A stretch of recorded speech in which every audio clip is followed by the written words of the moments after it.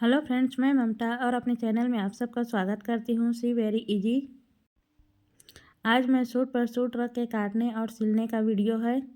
ये देखिए, कोई भी सूट को लेना है जिसको आप नाप परफेक्ट है, या आप उसे काटने सिलने के समय भी छोटा बड़ा कर सकते हैं। हिप से कमर जिसका भी चौड़ाई ज़्यादा भाग है उसको ले लेना है, उसमें 1.5 इंच दोनों तरफ बढ़ा लेना है। फिर उसके बाद कपड़ा को डबल फोल्ड करके इस तरीके से काट लेना है। फिर इस तरीके से कपड़े को 4 फोल्ड कर देना है और इसमें निशान लगा लेना है सूट के बाहर। अब मैं इस कपड़े में लंबाई को छोटा कर रही हूँ, तो मैं हिप्स टाइप नीचे की लंबाई को कम करूँगी। ये देखिए, सेम टू सेम ड्रा कर लेना है कपड़े का, और उसमें बाजू से हिप्स 1.5 इंच का एक्स्ट्रा मार्जिन लेना है और चाप की तरफ 1 इंच का। इस तरीके से कपड़े को काट लेना है। जितना लंबाई रखना है उसमें 1.5 इंच एक्स्ट्रा रखना है। शोल्डर साइड और गले साइड को नाप लेना है, तो उसमें आधा आधा इंच सिलाई के लिए छोड़ देना है और सभी कपड़े में उल्टा सीधा का निशान लगा लेना है। आगे पीछे के हिस्से में ए और पी कर लेना है। ए का मतलब आगे, पी का मतलब पीछे। कटिंग का लिंक डिस्क्रिप्शन में दे दूंगी। उल्टे भाग में दोनों साइड से इस तरीके से निशान लगा लें जितने हिस्सा को दबाना है। आगे के हिस्से में आस्तीन के खांच को थोड़ा सा गहरा करना है, आधा इंच का। गले के नाप को मैं पेपर कटिंग में ड्रा करके उसको कटिंग करूँगी। अब बगल का हिस्सा में इस तरीके से निशान लगा लेना है, यहीं तक का सिलना है हिप्स को। अब इसके बाद आस्तीन का कटिंग कर लेना है। आस्तीन के कटिंग के लिए कपड़े को 4 फोल्डर रख लेना है।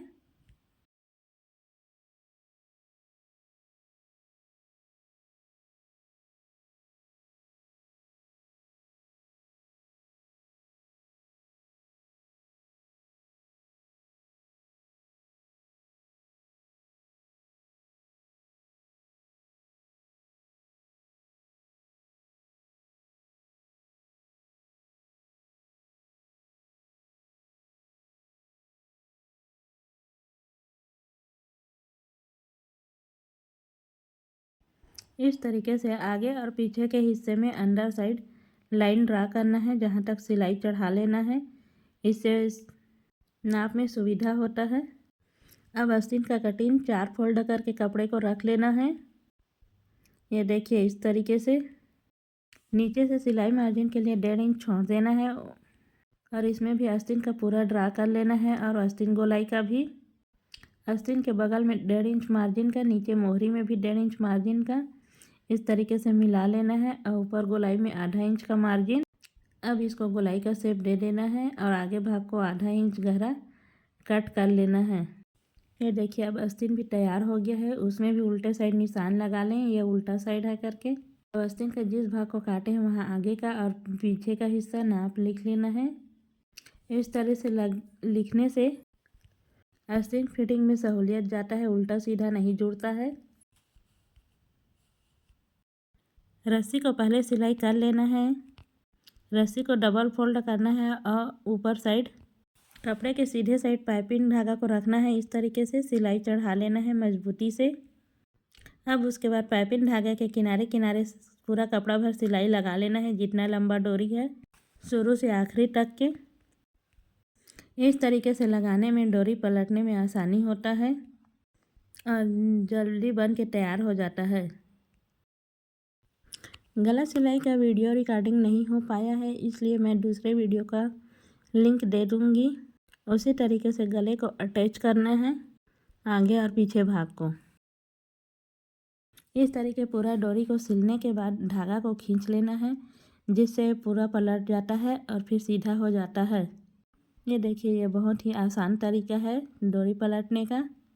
आप भी एक बार इस तरीके को ज़रूर ट्राई करें। इसी तरीके से दोनों डोरी को पलट के तैयार कर लेना है।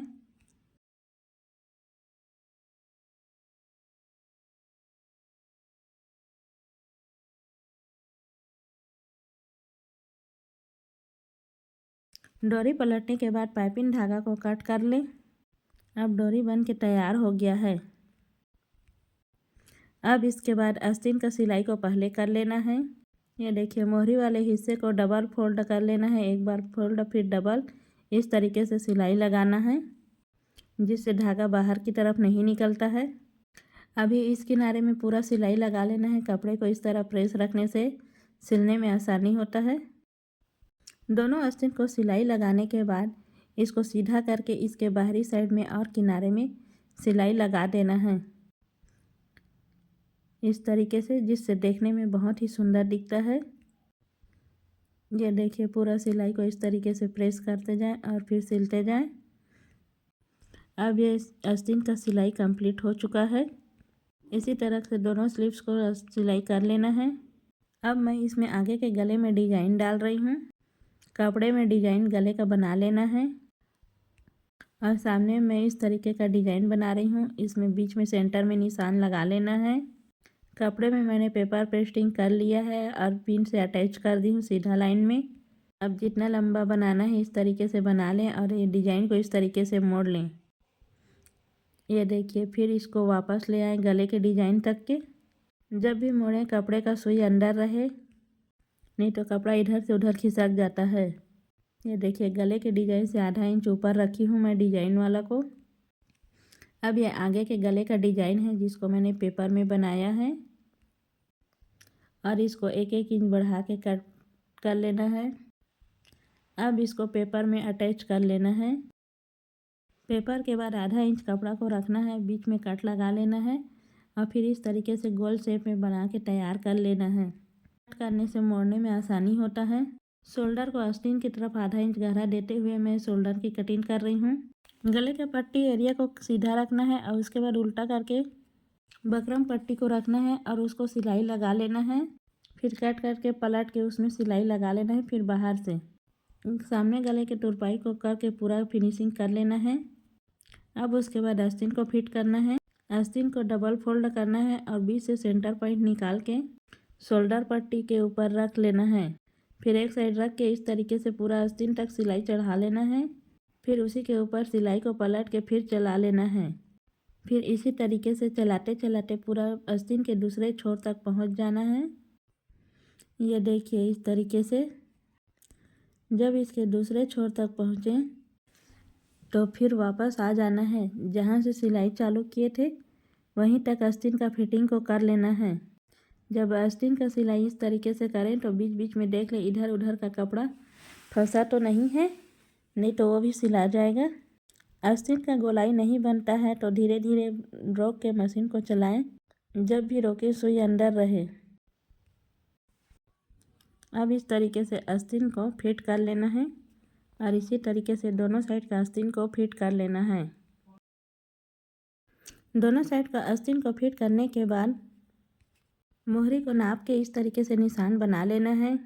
मोहरी से आस्तीन गोलाई तक को इस तरीके से सिल लेना है। शुरू में सिल के लॉक कर लेना है। फिर इस तरीके से निशान बना लें और उसी में सिलाई को चलाएं। ये फिटिंग का लाइन है आस्तीन का। इसी तरीके से सिलाई लगा के इसको हिप्स तक के वापस लाएं। जहाँ तक हिप्स का निशान है वहीं तक सिलाई को चला के रोक लें। इस तरीके से यहाँ पर को भी लॉक कर लेना है और इसके बगल में 1 से 2 सिलाई और चढ़ा लेना है ढीला कड़ा को खोलने के लिए। सामने के चाप में पजामा के कलर के 4 इंच की पट्टी काट के मैंने उसको मैंने जोड़ दिया है ताकि चाप को मोड़ने में वो डिस्टर्ब ना करे और अच्छे से फिनिशिंग आए। उसके बाद एक किनारे से चाप को इस तरीके से उल्टा करके सिल लेना है। कपड़े को 2 फोल्ड करना है छोटा छोटा। उसके बाद इस तरीके से सिलाई लगा लेना है। जहाँ तक चाप आखिरी है वहाँ तक ला के रोक देना है सुई को और सुई को इस तरीके से घुमा लेना है। दूसरे साइड ले आना है और इसका कपड़ा वो इस तरीके से फोल्ड कर देना है और फिर इसको सिलाई चढ़ा के 1-2 बार इसको लॉक कर दे जिससे मजबूती हो जाएगा। उसके बाद सिलाई को दूसरे साइड ले आए आखिरी छोर तक के। ये देखिए, इस तरीके से पूरा कपड़ा को इस तरीके से 1 बार मोड़े, फिर 2 बार मोड़े, फिर इस तरीके से आखिरी तक ले आना है। जब इस किनारे तक आए तो फिर कपड़ा को 1 बार सीधा कर लें और इसी तरीके से इस किनारे में सिलाई चढ़ाएं। इसी तरीके से दोनों साइड को सिलाई लगा लेना है। जब इस कोने में आए तो सुई को रोक लें और फिर कपड़ा को घुमा के इस तरीके से फिर वापस लाएं दूसरे किनारे तक के। इसी तरह चाप की सिलाई को कर लेना है दोनों किनारे का।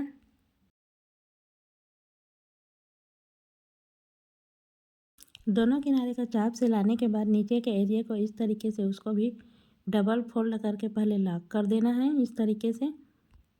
फिर इसको सिलते हुए दूसरे किनारे तक सिल लेना है, ये देखिए। और दूसरे किनारे पर भी इसमें लॉक कर देना है। इसी तरह से आगे और पीछे के हिस्से को, नीचे का भाग को इस तरीके से मोड़ के तैयार कर लेना है। अब इस तरीके से सूट रेडी हो जाता है। इस भाग में ऊपर का सूट का कटिंग और इस सिलाई है।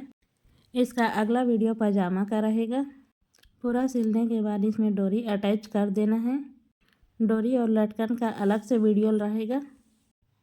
वीडियो अच्छी लगी चैनल को लाइक शेयर एंड सब्सक्राइब करें सिलाई की और भी वीडियो के लिए। Thanks for watching.